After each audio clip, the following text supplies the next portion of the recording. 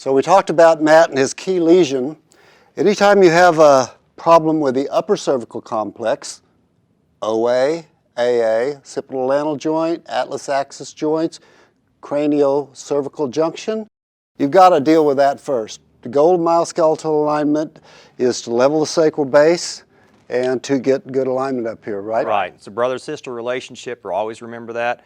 If you don't get anything else done in your session, try to level the head and the tail. You get a lot of good results with that. So when we looked at Matt, we found that he has, tuck your chin, Matt. As we do this, we're gliding the occiput on the atlas. And so what we want to see is we want to see those condyles glide nice and smoothly and them to have a bunch of double chins. Right. So that's what we're seeing here. He's really nice OA. But what he has a problem with, both sides of OA are good, but what he has a problem with is atlas axis. So when I raise him up, flex him to 45 degrees at least, it ligaminously locks through the nuchal ligament the typical cervical vertebra. Right, and that's real important because I see this technique done wrong all the time. It's a very, very specific technique. You have to make sure those typical vertebrae are locked out at 45. If they're hypermobile, you may have to take them a little bit higher. So in this technique, notice his grip.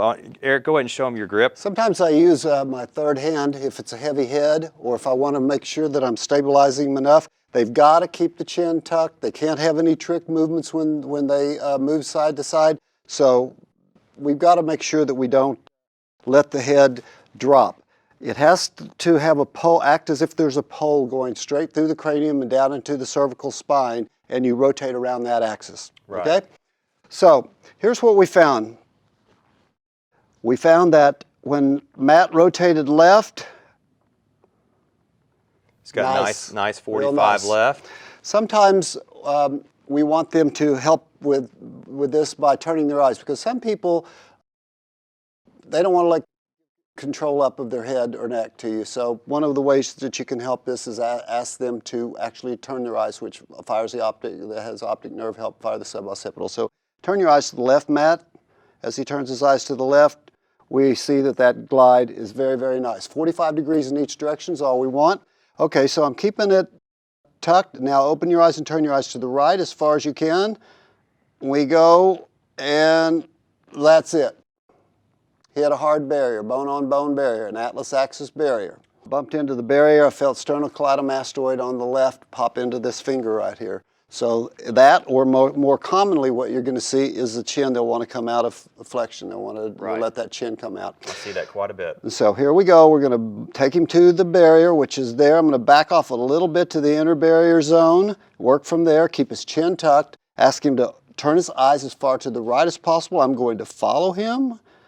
That's all it was. I don't want to bulldoze past the barrier. Now I want you to turn your eyes to the left and your head to the left as far as possible. Gently, 2, good, 3, 4, 5, and eyes to the right. Notice how Eric's got his elbows out right here too. You get those elbows out, it keeps them in that axis that we're talking about, like that pole's going through his head. It's real easy when you get your elbows out to rotate the whole head in the same plane. Right, using your body weight, using your own body, just rotating your own body. Okay, so I'm going to back him off the inner barrier zone. Turn your eyes to the left and gently turn your head to the left. 2, your athletes will want to turn too hard. If they turn too hard, just use the eye movements. 3, 4, 5, eyes to the right. Keeping the chin tucked. Look at that. Very good. Look at that. Nice. So now we see nice fluid motion, back and forth, clear up that lesion. Now we're not doing, this is not joint work. This is sub-occipital. What's that muscle that's preventing this, Paul? Inferior oblique. Inferior oblique. The inferior obliquus muscle is a commonly overlooked and less appreciated muscle in the sub-occipital group. Right. Ties atlas to axis, spinous process of axis to transverse process atlas. Okay, so when we get through, we're just going to decompress, make them feel good.